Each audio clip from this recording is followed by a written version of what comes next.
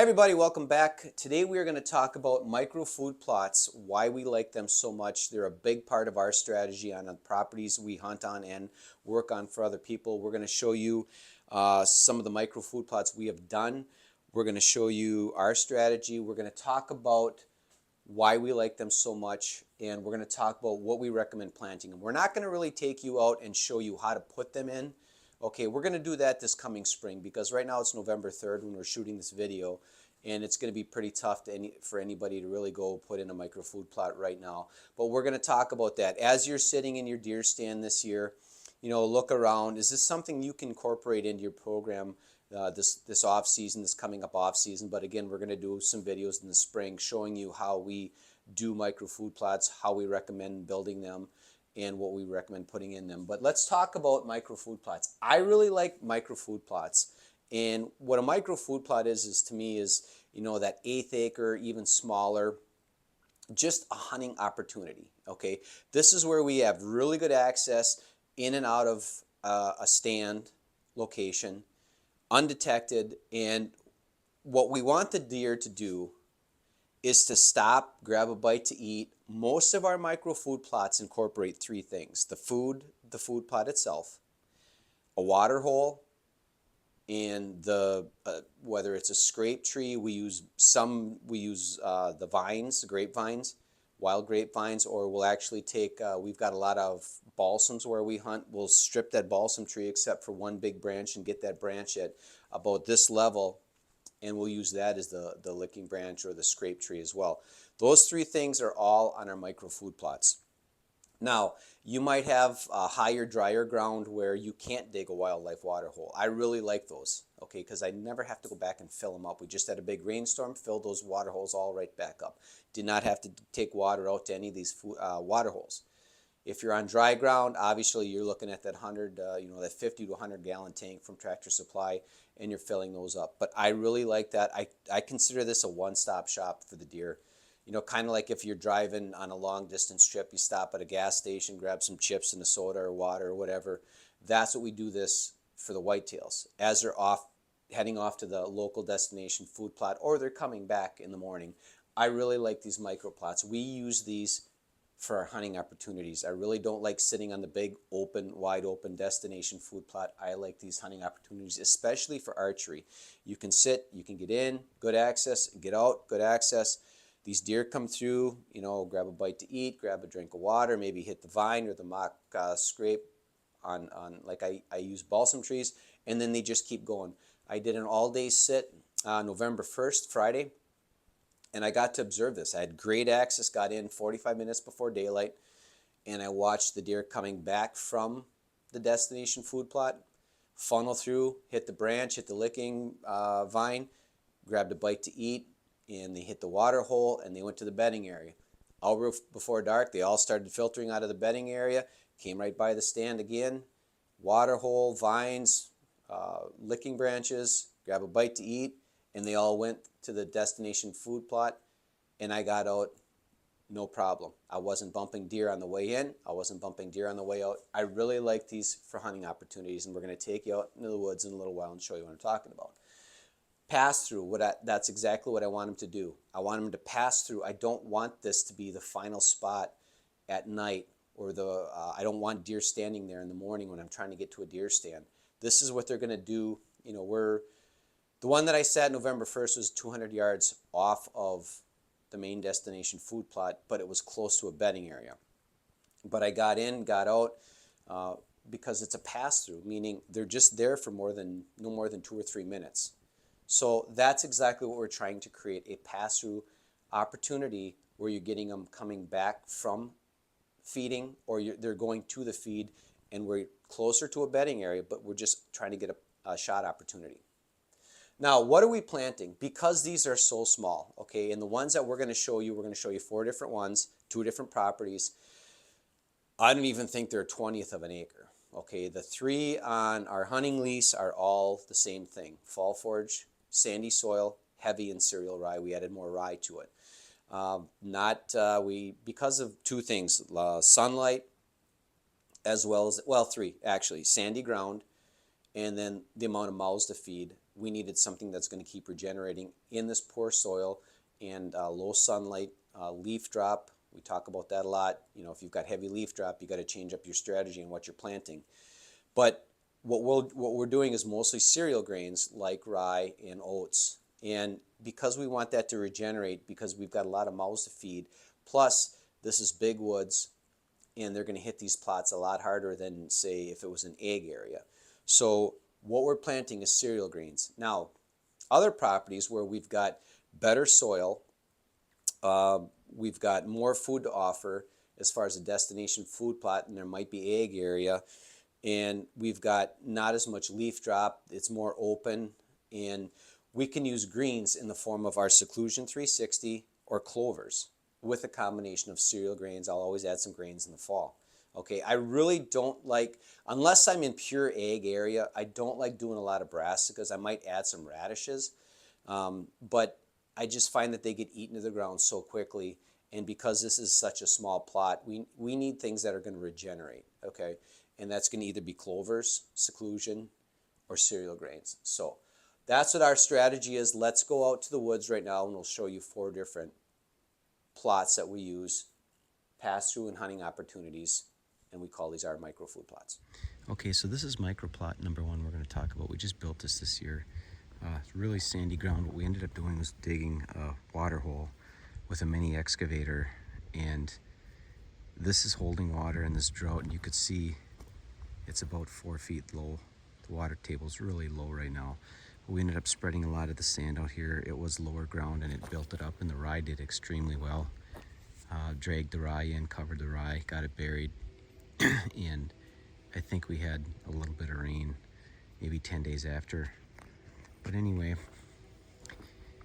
access is really good here.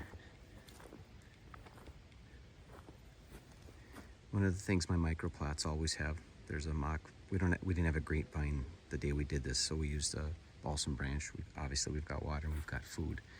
Now there's the main destination food plot. You see our cell camera here, or no, actually it's Black Ops Browning camera. But the main destination food plot, and we'll see that next, is about 150 yards through there. So this is all bedding back here. And they just travel through here, and we're just catching the movement on access. That's really good. That's HD food plot screen. That's RC Tecumseh switchgrass. It's 2 years old, and there's a logging road right behind it. On a side note, I'll tell you what, we don't grow a lot of big deer here in Upper Michigan, but look at that. Absolutely breathtaking. The maples right now. Just a side note. But anyway, this is a great microplot. Movement's been really good in here. We're just waiting for the right one to show up. We built this in probably about 3 hours.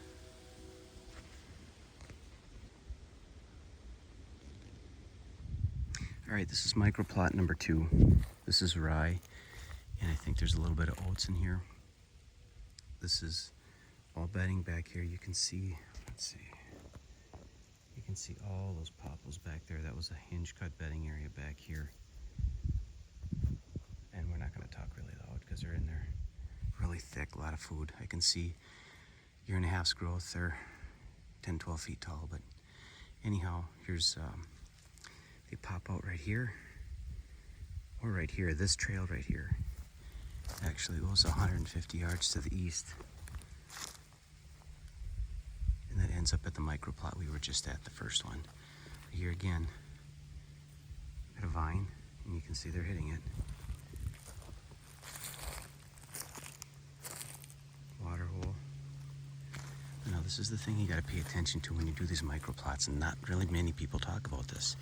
You can see we have a lot of leaf drop in here, okay? We've got a popple here, we've got some maples, you can tell by the color. And if this was really, really heavy in leaves, you'd make sure you have to have cereal grains, okay? Because I wouldn't have clover in here. But now we don't have a lot of leaves over here, so we could probably do some clover over there. But right now, this is another one where we dug this with a mini excavator and piled all the sand around here. And that's why we're working on building organic matter for the next couple of years. But again, we've got bedding right here. We're right next to, you can see the main destination food plot here. If I step out,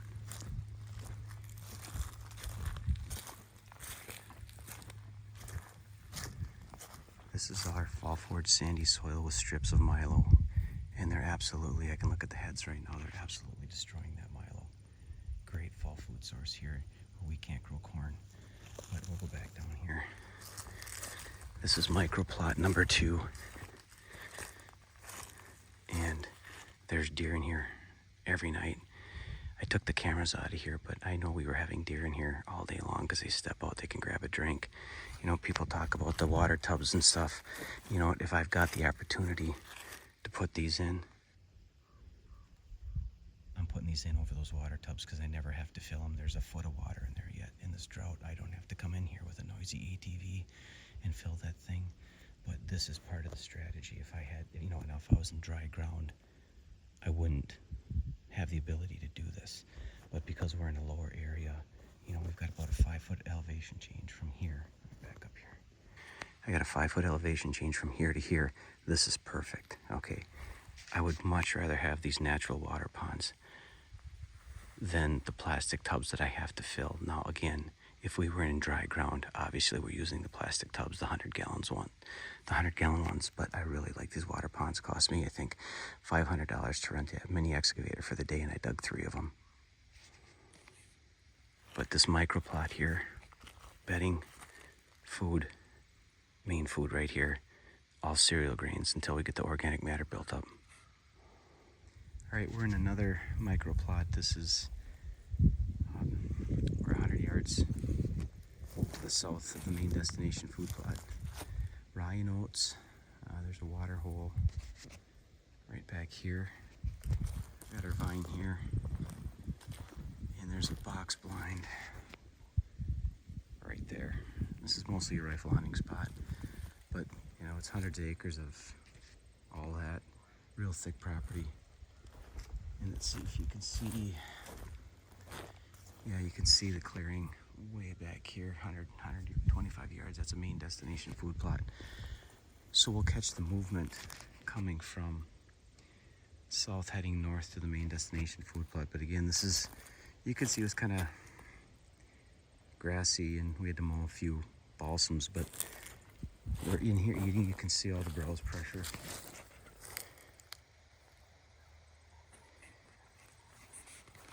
But this, again, another great example of a microplot. Just something that they're going to hit. We've got pictures of deer in here during the day. And actually, we'll take a walk here. This is actually a continuation of, that's the plot that we were just in right there. And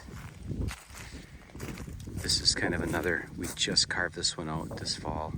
Real sandy ground. And this was straight rye here. A little bit of oats, and I see they eat all the buckwheat already. We got another vine right here. Got a cell camera just off to my right. And there's deer in here again all day. But if you follow this trail, and then there's another one up here. There's the main destination food plot. You can just see right there. But this is, again, another great microplot. But now we talk about leaf cover. Okay, and you can see there's a lot of maples that surround this particular plot. There's maples everywhere. And cherry. And you can see we're starting to get a bunch of leaves, especially right around this tree. I don't know if I'd put clover in here. I'd kind of get worried about you see how heavy the leaf cover is here. There's a bunch of maples right behind me. They haven't started dropping yet like this tree has. But this is where you got to be careful with your seed choice. You could see the clover's fighting, the rye is fighting through it. But you got to be careful on these microplots what you're planting. If you're in heavy leaf cover, I don't know if I'd be planting clovers because I just don't know if they could fight their way through these leaves. But this time of the year, the rye's still growing and they're punching their way through those leaves. But another great micro food plot right here.